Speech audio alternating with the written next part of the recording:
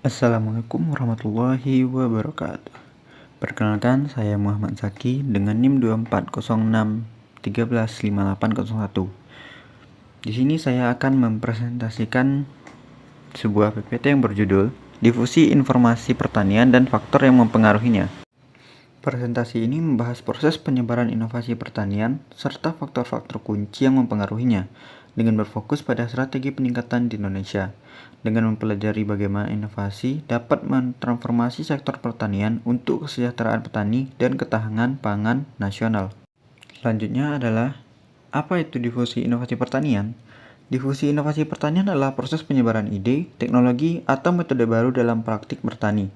Proses ini menjadi kunci untuk meningkatkan produktivitas lahan, mengoptimalkan sumber daya, dan meningkatkan kesejahteraan ekonomi petani di seluruh negeri. Kunci peningkatan produktivitas yaitu adalah membantu petani menghadapi tantangan seperti perubahan iklim dan permintaan pasar yang dinamis, memastikan hasil panen yang lebih baik dan berkelanjutan. Contoh sukses di Magelang yaitu sejak 2017, pengenalan mesin kultivator di Magelang telah berevolusi menjadi budidaya sayur, mengurangi tenaga kerja manual, dan meningkatkan efisiensi hingga 40%.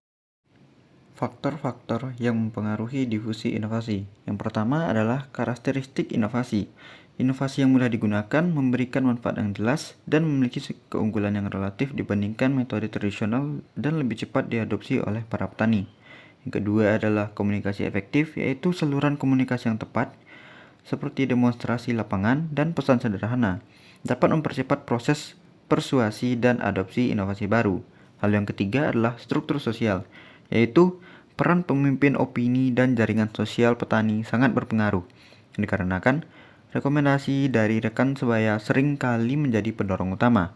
Lalu faktor terakhir adalah konteks lingkungan, kondisi ekonomi lokal, norma budaya, dan regulasi pemerintah memengaruhi tingkat penerimaan inovasi di berbagai wilayah pedesaan. Materi selanjutnya adalah karakteristik petani dan pencarian informasi inovasi. Yang pertama yaitu dari usia dan pengalaman. Mayoritasnya mereka berusia 28-67 tahun dengan pengalaman bertani 7-10 tahun, yang menunjukkan keterbukaan terhadap inovasi di kalangan petani dewasa yang berpengalaman. Lalu yang kedua adalah pendidikan dan frekuensi kunjungan. Latar belakangnya biasanya dari pendidikan SMA, mereka sering mengunjungi sumber informasi seperti kebun buah untuk memperbarui pengetahuan. Lalu yang ketiga adalah informasi yang dicari. Fokus utamanya yaitu pada teknik budidaya modern dan nilai ekonomi komoditas. Lalu yang terakhir adalah kesetaraan gender. Tidak adanya perbedaan signifikan antara petani laki-laki dan perempuan dalam pencarian informasi, menandakan inklusivitas dan adopsi inovasi. Selain itu juga terdapat hambatan dan tantangan difusi inovasi pertanian. Yang pertama adalah kualitas SDM terbatas. Keterbatasan keterampilan dan pengetahuan petani menghambat adopsi teknologi baru yang memerlukan pelatihan yang lebih intensif. Lalu yang kedua adalah faktor kelembagaan. Akses terbatas terhadap sumber daya keuangan, benih berkualitas, dan dukungan lembaga sering kali menjadi penghalang utama bagi petani kecil. Lalu ada nilai budaya dan tradisi. Tradisi bertani konvensional kadang menolak perubahan cepat, yang menyebabkan resistensi terhadap inovasi yang dianggap mengganggu norma lokal. Lalu ada contoh kasusnya yaitu petani cabai di Sumatera Utara yang kesulitan menutupi biaya produksi dikarenakan fluktuasi harga yang rendah, menekankan kebutuhan inovasi pada saat pasca panen. Selanjutnya adalah strategi mempercepat difusi dan adopsi inovasi. Yang pertama, kita dapat melakukan pelatihan intensif, yaitu penyuluh pertanian memberikan pelatihan head-on atau secara langsung dan penyuluh rutin untuk membangun kepercayaan dan keterampilan petani dalam menggunakan inovasi baru. Lalu adalah memanfaatkan kepemimpinan opini. Tokoh masyarakat dan petani inovator berperan sebagai agen perubahan, mempengaruhi jaringan sosial untuk memperluas adopsi melalui testimoni nyata. Lalu yang terakhir adalah penyediaan informasi.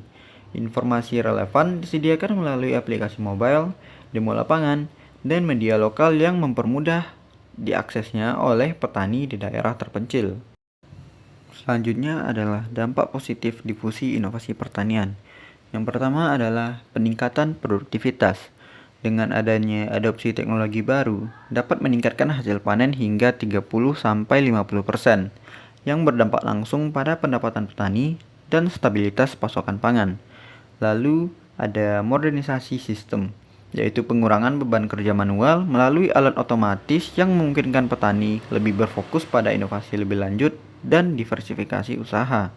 Lalu ada kesejahteraan dan ketahanan, yaitu meningkatkan kesejahteraan keluarga petani dan memperkuat ketahanan pangan lokal terhadap guncangan ekonomi ataupun bencana alam. Dan contoh langsung di Indonesia yaitu adalah peningkatan penggunaan teknologi pertanian telah mendukung pertumbuhan agribisnis dengan ekspor komoditas naik sebanyak 15% dalam 5 tahun terakhir. Dan yang terakhir adalah kesimpulan. Difusi inovasi pertanian merupakan proses kompleks yang dipengaruhi oleh faktor sosial, teknik, dan lingkungan. Memahami karakteristik inovasi serta profil petani menjadi kunci utama keberhasilan adopsi luas. Hambatan utama difusi di Indonesia meliputi keterbatasan sumber daya manusia, faktor kelembagaan seperti akses modal dan teknologi, serta budidaya yang masih mempertahankan cara bertani tradisional. Oleh karena itu, strategi yang tepat seperti pelatihan intensif, pemanfaatan pemimpinan opini, dan penyebaran informasi melalui media digital dan penyuluhan lapangan menjadi kunci mempercepat adopsi. Secara keseluruhan, difusi inovasi pertanian membawa dampak positif yang signifikan, mencakup peningkatan produktivitas 30-50%, modernisasi sistem pertanian, meningkatkan pendapatan petani, dan penguatan ketahanan pangan nasional. Keberlanjutan difusi inovasi akan sangat bergantung pada kolaborasi antara pemerintah, lembaga penyuluhan, sektor swasta, dan komunitas pertanian untuk memastikan transformasi pertanian yang lebih inklusif dan berkelanjutan. Sekian materi saya. Terima kasih.